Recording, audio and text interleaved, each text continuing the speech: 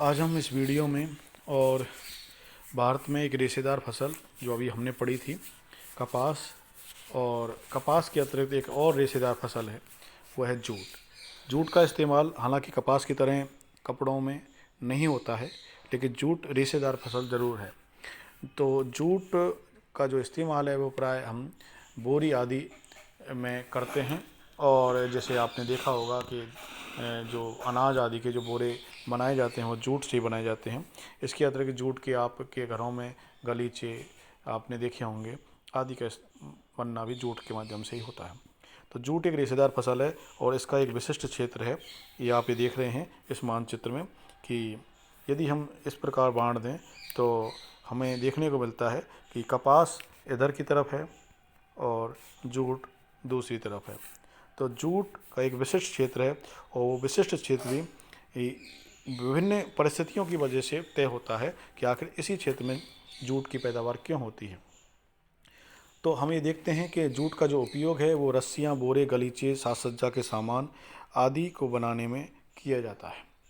और भारत जूट का एक बहुत ही बड़ा उत्पादक देश है और भारत में शुरुआत से ही जूट का उत्पादन किया जाता रहा है। तो हम ये देख रहे हैं कि स्वतंत्रता प्राप्ति के पूर्व में और विश्व में जूट का में भारत का एकाधिकार था, और जब भारत का विभाजन हो गया तो उसके बाद कुछ हिस्सा और पश्चिम बंगाल का जो था वो बांग्लादेश में चले जाने की वजह से और भारत के जूट में कमी आई है। लेकिन ये पूरा बांग्ला जो क्षेत्र है वो जूट का एक बड़ा उत्पादक क्षेत्र है। तो विश्व वर्तमान में भारत है जो लगभग 40 से 50% उत्पादन जूट की करता है भारत। अब आप ये देखें कि जो प्रतिस्पर्धा है जूट के उत्पादन में भारत की, वो अपने पड़ोसी देश बांग्लादेश से ही है, जो उसका पूर्व में हिस्सा या कहें अटूट हिस्सा था। अब हम भौगोलिक परिस्थितियों को देखें जूट की, तो तापमान में देखेंगे कि लगभग 25 से और 35 डिग्री और 25 से 35 डिग्री और सेल्सियस टेम्परेचर जूट के लिए चाहिए, क्योंकि जूट उष्णकटिबंधीय और फसल है, उष्णकटिबंधीय जलवायु वाली फसल है जूट। इसके बाद वर्षा, और वर्षा भी बहुत अधिक चाहिए। आप देख सकते हैं कि 100 सेंटीमीटर से अधिक चाहिए, 100 सेंटीमीटर से प्लस ही चाहिए वर्षा और जूट के उत्पादन के लिए। मृदा की बात करें तो जूट की उत्पादन के लिए मृदा देखें आप, मृदा एक जीवाश्म युक्त, वो इसका मतलब दोमट प्रकार की मृदा चाहिए, जलोढ़ मृदा। और यदि इसमें कुछ क्वालिटी गुणवत्ता कम है तो रासायनिक खाद का इस्तेमाल करके इसकी उत्पादकता बढ़ाई जा सकती है। विशेष रूप से जो नदी घाटी हैं वहाँ पर जूट अधिकतम होता है। अब आप इस मानचित्र में ये देख सकते हो कि ये जो क्षेत्र आपको दिखाई दे रहा है ये नदी घाटियों का ही क्षेत्र तो है। जैसे इधर आप दूसरे कलर से आप दिखाने का प्रयास करूँगा मैं कि ये जो क्षेत्र है वो ब्रह्मपुत्र नदी घाटी का है, और ये वाला जो क्षेत्र है वो गंगा नदी की घाटी का है। तो गंगा हुगली, ये हुगली नदी, इधर ब्रह्मपुत्र नदी इसमें आकर मिल जाती है। तो ये गंगा और ब्रह्मपुत्र नदी के तंत्र हैं, गंगा और ब्रह्मपुत्र नदी की सहायक नदियों से निर्मित मैदान हैं। तो ये जो डेल्टाई क्षेत्र है अथवा मैदानी जो क्षेत्र हैं वो सब इन दो नदियों और नदियों की सहायक नदियों से निर्मित हैं। तो इनमें मृदा भी दोमट और जलोढ़ प्रकार की है, पर्याप्त मात्रा में जीवाश्म की उपलब्धता भी है और जल की उपलब्धता भी है, और इस क्षेत्र में वर्षा भी पर्याप्त होती है। इसलिए एक विशिष्ट क्षेत्र बन गया है। वो विशिष्ट क्षेत्र पूर्वोत्तर में और एक विशिष्ट जगह पर है। अब जूट का जो उत्पादन है वो निरंतर रूप से और बढ़ा है 1950-51 में, और लगभग 35 लाख गांठ, यानी कि जैसे कपास और जूट का जो उत्पादन है वो गांठों में तय किया जाता है। कपास की जो गांठ है वो 170 किलो की मानी जाती है, एक गांठ 170 किलो की एक गांठ मानी जाती है, क्योंकि जूट की जो एक गांठ है वो 180 किलोग्राम की मानी जाती है। तो हम ये देखें कि यहाँ ये लगभग 35 लाख गांठों का उत्पादन हुआ था 1950 में, लेकिन ये धीरे धीरे इसमें बढ़त हुई और 2007-8 के आंकड़े ये बताते हैं कि यानी कि 1950 के आंकड़े ये कहते हैं कि लगभग 35 लाख गांठ, और 2007 और 8 के आंकड़े बताते हैं कि लगभग 102 लाख गांठों का और उत्पादन हुआ था। उत्पादकता में भी, प्रति हेक्टेयर उत्पादकता में भी और अंतर आया है। जहां 1950-51 में और जो उत्पादन था, वो उत्पादकता थी प्रति हेक्टेयर उत्पादकता, वो 1950 में 1050 किलोग्राम प्रति हेक्टेयर था। वही 2000 और 3 और 4 में बढ़ कर के और लगभग 2200 किलोग्राम प्रति हेक्टेयर हो गया है। इसका मतलब क्षेत्र भी बढ़ा है, उत्पादन भी बढ़ा है, उत्पादकता भी बढ़ी है।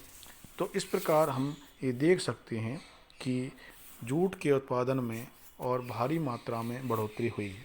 अब मुख्य केंद्र कौन कौन से हैं जहाँ से जूट की उत्पादन होता है? तो पहला जो पोजीशन है, पहला स्थान है, वो है पश्चिम बंगाल। पश्चिम बंगाल भारत का लगभग 3/4 और यानी कि लगभग 75% जूट उत्पादित करता है पश्चिम बंगाल, और वो महत्वपूर्ण जगह है हुगली नदी का क्षेत्र। तो हुगली नदी का जो पूरा बेसिन है और डेल्टा है, वो संपूर्ण रूप से और जूट के लिए बहुत प्रसिद्ध है। पर्याप्त श्रमिक हैं और वो भी सस्ते श्रमिक हैं बंगाल में, जनसंख्या अधिक होने की वजह से, और सस्ता श्रम मिल जाता है।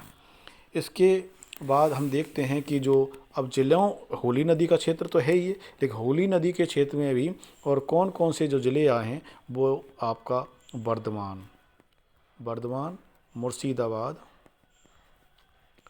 मुर्शिदाबाद, इसके बाद मालदा, मिदनापुर,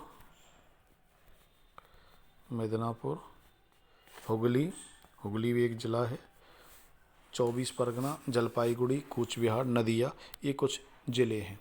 इसके बाद बिहार लगभग 12-13% और इसका जूट का उत्पादन करता है। आप इस बिहार वाले हिस्से को देख सकते हो, ये बिहार वाला हिस्सा है। और यहाँ पर जो है तटवर्ती या तराई क्षेत्र है, तराई क्षेत्र में पूर्णिया, कटिहार, मोतिहारी, चंपारण आदि जिले कपास के जूट के उत्पादन के लिए बड़े ही प्रसिद्ध हैं। अब इसके बाद असम का जो क्षेत्र है, ये असम में गोलपाड़ा, कामरूप, धुबरी, कछार, नवगाम, ये महत्वपूर्ण उत्पादक जिले हैं। आंध्र प्रदेश में, उड़ीसा, मेघालय में कुछ मात्रा में जूट का उत्पादन किया जाता है। तो आंध्र प्रदेश में, उड़ीसा में आप देख ही सकते हैं कटकपुरी, बालासोर। आंध्र प्रदेश में भी तटवर्ती क्षेत्रों में जो किया जाता है, उनमें गोदावरी, कृष्णा और गुंटूर मुख्य उत्पादक जिले हैं, विशाखापत्तनम के आसपास इस क्षेत्र में। और मेघालय का जो पहाड़ी क्षेत्र है, वहाँ पर भी उत्पादन किया जाता है मेघालय में। और उत्तर प्रदेश का जो तराई क्षेत्र है, ये जो क्षेत्र है, वहाँ चाहे बहराइच, देवरिया, गोंडा, कुशीनगर, सिद्धार्थनगर, सीतापुर आदि जिलों में और जूट का उत्पादन किया जाता है। भारत में विभिन्न जगहों पर और विशेष रूप से पूर्वोत्तर में और जूट से निर्मित सामान बनता है। और भारत के जूट के सामान की विभिन्न देशों में विशिष्ट मांग रहती है, जिनमें यूरोप के देश बहुत ही आगे हैं। यूरोप के देशों में और भारत अपने जूट के सामान को और निर्यात करता है।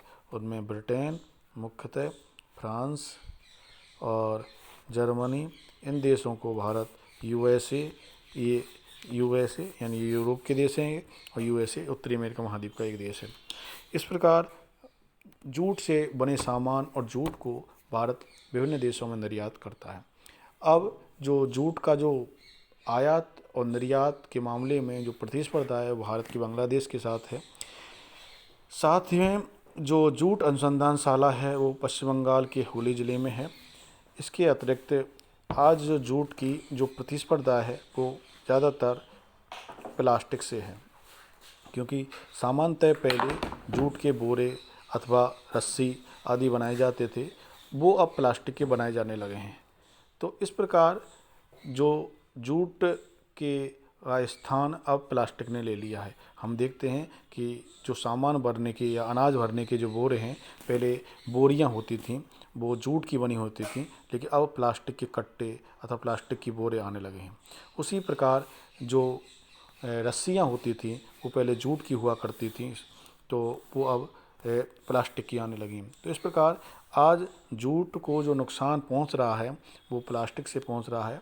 और इस प्रकार जूट के जो खेत हैं या जूट का जो एरिया है उसमें भी धीरे धीरे इस प्रकार कड़ी प्रतिस्पर्धा की वजह से कमी आएगी। लेकिन सरकारों को, विशेष रूप से राज्य सरकारें और भारत सरकार को इस दिशा में और प्रयास करने चाहिए कि जूट का जो स्थान है वो बरकरार रहे, बना रहे, और जूट के उत्पादन में वृद्धि हो और उसका फील्ड बड़ा हो। हालांकि घरों में गलीचे और जो गलियारे हैं उनमें जूट का भारी रूप से इस्तेमाल होता है। विभिन्न सजावटी जो सामान है उनमें भी जूट का इस्तेमाल होता है। इस प्रकार जूट का जो भविष्य है और वो सुखद बनाया जा सकता है प्रयास से। तो ऐसे प्रयास सरकारों को करने चाहिए, कृषकों को प्रोत्साहन देना चाहिए ताकि वो कृषक हतोत्साहित ना हो और अपनी खेती के प्रति मोह त्यागें नहीं। ऐसा प्रयास सरकारों के द्वारा सब्सिडी के माध्यम से अथवा खाद, बीज, कीटनाशक है उनमें कुछ रियायत दे करके और सरकार किसानों की मदद कर सकती है। तो आज इस वीडियो में इतना ही, और नई फसल के साथ हम अगले वीडियो में पुनः उपस्थित होंगे। धन्यवाद।